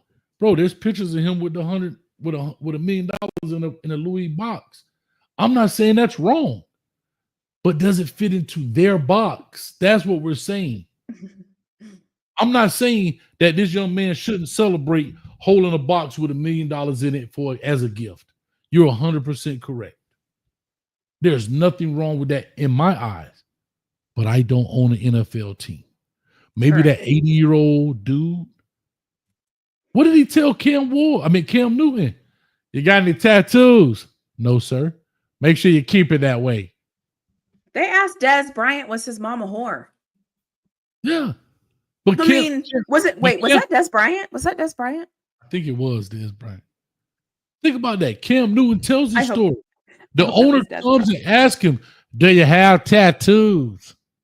Huh? No, sir. Keep it that way. They own the team, bro. And as the quarterback, you're the face. You ain't a 3 technique. Correct. I was just going to say that. You have different standards. The quarterback gets held to a different standard than anybody else on the team. They just do. And I'm going to say this and whatever. The defensive line is going to be able to probably get away with a lot, okay? The defensive line and linebackers, they're a little bit crazy, okay? They're going to be able to get away with a lot of stuff, okay? Because that's the position they play. Nobody cares. Nobody interviews them. No, your offensive linemen now, They have to be protective. They usually can't do violent things. Like, my point is every position kind of comes with a standard. Every position kind of is like, you know, receivers, DBs get away with the club stuff, right? You get away with going to the club and throwing drinks on somebody, or running backs get into a fight, right? Linebackers, D linemen. Nobody remembers. Like, the reason they don't matter if they have tattoos and stuff, because nobody watches them. Think about next time you go watch a football play, where's the camera on before every snap? The quarterback. Yeah. Who do they interview at the end of every game? The head coach, the quarterback. And that's the other thing. I always say, the other thing I always tell people is, you don't have to agree with everything that we're saying. You don't have to understand everything that we're saying. All we're telling you is a touch point for some context. It is up to you to go figure out if what we're saying is true or not. I'm not here to hope that I sway you to think I'm the smartest person in the room. That's not why I'm giving you information. It is up to you to take the information and to go do your own research. And that's all I'm saying. Like, I think sometimes, because this has happened with the draft, right? People have told us things and they think something, and you can't listen to what people are telling you. You have to take the time to go do your own research. Take a little bit of information and do your own research. Don't take what somebody is saying and then regurgitate it.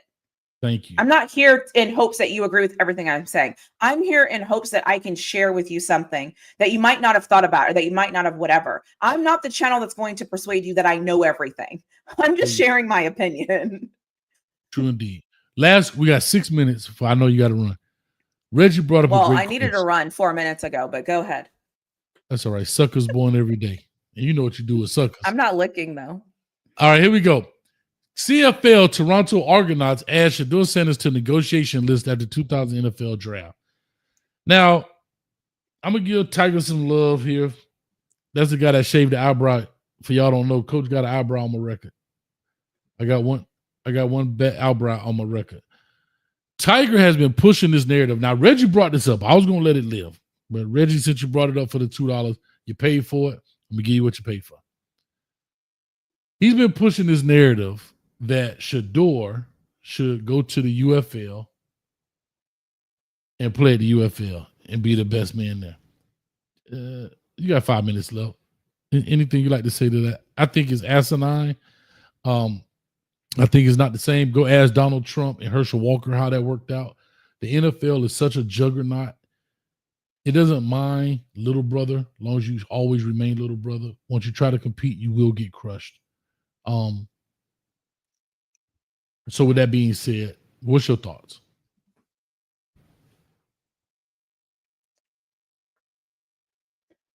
I'm actually the fact that you even asked me this is actually pissing me off. No, more than the actual thing.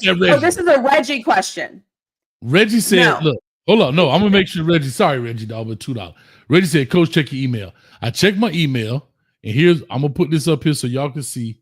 And then so we'll have some context. As you know, I like to say context, but go ahead. I'll let you speak on it. Go ahead. Who's asking the question? I need to know. So Reggie said, check your email. I checked my email, and this is what I come up with right here. Get crap out of here. CFL's Toronto Argonauts add Shedeur Sanders to negotiation list after 2. And I brought that up because I know that Tiger and them have been talking about it. Another professional football team. I see what you're saying. So here's why I would never even touch that with a 10-foot pole, Shedeur. You don't need them right now. You're in the NFL. Stay in the NFL. Do the NFL thing. If the NFL thing doesn't work out, then you touch the CFL. You do not, in any way, shape, or form, want to touch the CFL if you do not have to. Okay. We need to stop acting like the CFL is where people go because they had an NFL option. They are not. They are where people go when they cannot make it to the NFL. So because of that, I don't think Shedeur should touch that with a 10-foot pole. And I think he should act like he never saw that if he ever sees that. I think he should just ignore it. Absolutely not. He should not even think about it, consider it. He should not even take a phone call. Because if he takes a phone call, likes a tweet, if anybody in his family likes a tweet, that is going to be the story. And that's what the CFL wants. Absolutely not. No, no, no, and no. No. That's what I think. Okay. I pretty much agree. I don't think that's what it is. I think Shador can play. Since I have 2 minutes, you're NFL expert. I don't have 2 minutes, actually. No, I thought we were going to 9. So I'm sorry. 9 your time. So here's what I'll say, and I'm done, I promise. Because you're such an expert at the NFL. I'll be here next week. Yeah. No, I just want to say this. Shador goes to a team with 5 quarterbacks, possibly 4. I keep saying Dak Prescott. Deshaun Watson probably won't play anymore for the team. Joey Flacco's on a 1-year deal. Kenny Pickett is in. They picked up Dylan Gabriel, I think, in the 3rd, and then Shador picks up in the 5th. Yeah. Why do you think the Browns picked him if they already have, let's just say 4? Let's just kind of move that. Let's put the asterisk next to Deshaun Watson. With 3 quarterbacks already on the roster, and he adding to be the 4th. Why do you think? I think they got him because he's a 5th round draft pick, and it's kind of throwaway money at that point. So if high risk, low risk, high reward. If you take him and he hits, you got him for a 5th round draft pick, and you don't have to pay. You can pay him next to nothing by NFL standards. Okay, by my standards, it's still a lot of money, but by NFL standards, you don't have to pay him as much, and you get to keep him from other people if he does work out. And 5th round, I mean, it's not really that much money. It's not really that much of an expense. It's a perfect hit. If it hits, it hits. That's what I think. You're basically saying he's like a $10 10-team parlay. Yeah. Yeah, that's a really good analogy. If it hits, you've got it. But if it doesn't hit, you're like, I lost $10. I'll play it again tomorrow. I tried again. I didn't like that game I didn't like those picks anyways. They like them picks anyway. Okay. Yeah. Well, the reason but do you think they get rid of one then? Because I have stopped trying to figure out. I have stopped trying to figure out the Browns. I don't know what the hell they got going on. I mean, I think I don't know. What do teams do typically? Do they carry 4 quarterbacks? They usually carry 3 quarterbacks, and then your 4th one that you want is on your practice squad. Shiggity, damn shiggity. Yeah. Right. Well, listen. Do you think it will hit in your honest opinion? Talk to me in the building. As of today, no. But I want to see this rookie mini camp. Can I say something? And we're going to go. Amanda. I think it's Amanda. I was watching a show on YouTube. This man said we're going to end, I promise, and now you're telling a story. I know I talked too much. I'm sorry. I apologize, but I had to say that. Okay, let me message him and tell him I'll be late. Yeah, that's perfect. I've been seeing Amanda in the chart. I've been seeing them. Come on, man. We come first over here, man. It's Hayes Street. Tell them to join the block. We can get it all going at the same time. So I saw you. I was on the thing, and I saw you in the comment section of a show. Can I tell you this? This dude, what's his name? I smoke hip hop, bruh. That yeah, bro. Am I correct? Did I see you in that chat, Amanda? Correct me if I'm wrong. I believe I did.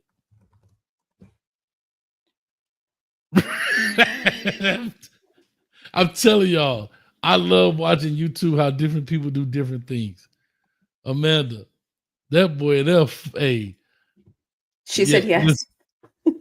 As soon as he opened his mouth, I could tell he was from, I don't know what part of Florida he from, but I could tell he from the crib. That boy be going hand. That boy say, Mayo Nation, hold a bacon, lettuce, and tomato. I said this dude. I must have sat there and watched him. I must have sat there and watched that dude for like 2 hours, dog, like this. But anyway, shout out to him, man. That boy Cheddar, wow, boy. He went off on some dude. I'm sorry. I'm just being an idiot right now. Anyway, my man Street out there on the street making it happen, man, for the channels, man. Appreciate you, Street, as always, dog. We put her head on your body. We made it happen. Yeah. Also, shout out to Street. What I want women to know is, I forgot about that. When somebody doesn't show up, because they are busy, women, it's okay. I'm speaking to the ladies. I'm not talking to you at this point. I'm talking to the ladies. Sometimes it's okay. I have nothing else to say to you tonight, Hayes. Okay. What I want women to know is actually inspired by Black Butterfly. Hopefully she's on here. Okay, well, hurry up. It is 8:03. It's 9:03 on my point. So you got 57. So then you're an hour and 18 minutes late. I apologize. So what I want women to know is inspired by Black Butterfly. You see on the channel. When you ask a man a question, leave her alone. give that man a chance to answer. Don't ask him a question and then rush him. Sometimes let us gather our thoughts and give you an answer. Because if you rush it, it may not be the answer you want. Give him a chance to formulate his thoughts, put his words together, and articulate his point. Or talk faster. See, you just did exactly what she did. I know. But you want me to I talk was fast? there. I thought you want to talk. See, they can't help themselves, y'all. She said, I'm not talking to you no more, but she couldn't help it. They're going to bait, hook, line, and sinker. All right. Do you feel better? Do you feel better about yourself? If you say yes, then we can go. And if you say no, I'm still leaving. Maybe. You ain't give me an option for maybe. See what happens when I had a chance to think and formulate my answer, you didn't give me an option for maybe. You say yes or no. If I say yes, you're leaving, no, you're leaving. But what happens if I say maybe? All right. It's been real, everyone. Thank you for joining us on this episode of Flawed Hayes Street on Monday. Everything is going fantastic. And what did that say? No, he was asking me if I was related to some Hazes in Savannah. And I was saying, I don't know. E. Brown, where you at, baby? E. Brown, dog. Matter of fact, after this, E. Brown, have your phone next to you, man. I got a bone to pick. He ain't gonna call you E. Brown. Don't even worry about it. Anyways, we will see you all next week. She mixed with a mama and a dad. And maybe next week I won't be so petty. Doubt it. You know it's actually funny. I was gonna say doubt it, because my issue is I have actually been waiting. I have been saying, you know what? Maybe I'm wrong. Maybe I have the NFL all wrong. Maybe Coach Prime knows something I don't know. Maybe it's changed. Maybe the people that I know on the inside are lying to me. Maybe they know more than I know. I've been saying all of these things this whole time, and so maybe I was wrong. So I sat down and I was quiet and I watched it play out. So now that it has played out, this is how we're ending. Okay. After I'm done, you hit the end. I thought you had to leave. So we're now here. So congratulations to all the people that got drafted. Congratulations to me for picking the 11 out of 15 people.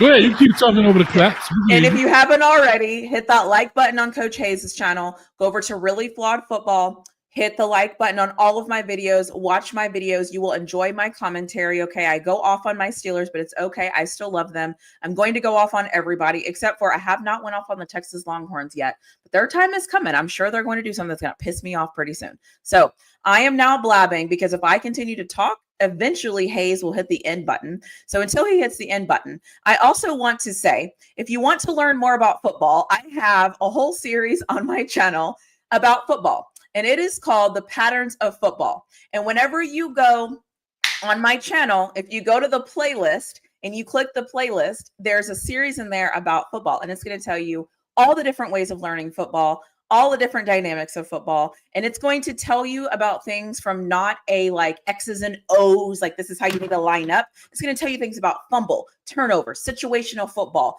players, recruiting, and all of those great things. So you will get that over at my channel. The other thing you can get over at my channel is my great outfits. Okay. I always try to show up on camera and look presentable and look good for the camera so that people like how I look and like to see what I have on. Okay. I try to do my best. Flawed outfit right now. Sometimes my hair is up in a bun. Sometimes it is not in a bun. Sometimes it's half up, half down. And so that's another thing. The other thing you'll find on my channel is I often post pictures of myself randomly. Okay. So she won't be quiet on her channel. If you like, I'm waiting for you to end it. So if you like to see pictures of people, and if you like to see pictures of myself, and if you like to understand more about my process, you can go to my channel, Really Flawed. You can click on it and you can see all those other things. The other thing you'll find on my channel, I talk about Texas and I talk about Colorado and I talk about, who else do I talk about? Texas, Colorado, and Pittsburgh. They're pissing me off right now. And so all things football is on my channel. And Black Butterfly, I'm on your side. Go get him because he is full of it. And he tried to call you out because he talks slow and he is blaming you because he talks slow. I'm on your side, Butterfly. I am Shayla. What's up, girl? How you been? On him. Okay. The show has gone off the rails. I am street, dressed up as Really Flawed today. So that is that. Listen, anyways. I am Shayla's favorite coach. Where you been, Shayla? I ain't seen you in a long time. End this live. End. All right, I'm gonna end it real quick, but see, Black Butterfly was inspired, and look at her. Coach hates football, locker room now. I always want to have a problem. We out of here. Hold on, she said, waiting on me. Jump in the Discord. I am Shayla. Stop playing. Coach hates football. We lost control. I'm out of control. Flaws out of control. The whole damn football community's out of control. End this live. End it right now. Push the button. What is that? Don't worry about it. Push the button. Shiloh, hey, look at that, man. This is how I joined the Discord. Oh my God. You know what? I'll see you guys next Monday. I'll be here. So if you have any questions for me, let me know. And I'll be here. Don't ask Hayes. He'll just talk and not answer your questions. Okay, bye. That's what I'm waiting on. I knew I could outwait. I knew I could outtalk. Okay, bye. I knew I could outtalk you. I'm waiting for you to cut the camera off. I ain't cutting it off till you cut the camera off. You're not saying, oh, I can just sit here with you. Because the man in control. The man in control. Oh, is that what we're doing? It's the man right here. Oh, say less. Shit, whatever. You two say I got 8 hours. That means we got 7 left. Now get to it. Right now. Get to it. What you mean? Hold up. I ain't got no damn. Ain't got no comb in the. Hey, y'all know what I got though. E. Brown. Coach got one of them old school camcorders right there, E. Brown. You know, I get down with it. You know how that worked back in the day. Hold on, let me show you what. Let me show you what. Make me bigger so I can check out my hair. Hey, this one of them Freaknik 93 camcorders right here. I found that thing in the garage. Yes, sir. You turn that thing like this. Shout out to the grandmamas from the Freaknik. They grandmamas right now at this point. Anyway, we out of here, man. Peace. Hey, y'all come join the Discord. I'm finna get cussed out. E. Brown, see you in the Discord, man. I'm gonna call you though first. The man ain't shit. There go LV. How they get in the Discord? Throw the link up there. Throw the link up there. We're gonna go to the general chat. LV, the producer. Throw the Discord. Hey, I'm telling you. Hey, Roger Dodger. I'm telling you, I got the old school with the flip out screen on that thing. Thank you for my hair, girl. I'm just here. Now I'm just here to prove a point. I'm just going to get ready for my next thing. He'll end it when he ends it. That's none of my business. See, that's the problem. That what you do is none of my business. Hey, let me tell y'all something. I might change shirts here in a minute. Hey, some of y'all young dudes that's watching this, y'all grandmama on one of these kind of cameras from Freaknik or Splashdown. Y'all know Virginia Key Beat. Splashdown. Some of y'all in the Uncle Luke video in the back. Watch out now. And and it worked. And it worked. Stop playing with it. Stop playing with it. Look at that. And it worked. Look at that. And it worked. Make him say, nah, nah, nah, nah. All right. I'm just playing. There is something mentally wrong with you. Okay? There is something absolutely mentally wrong with you. Oh.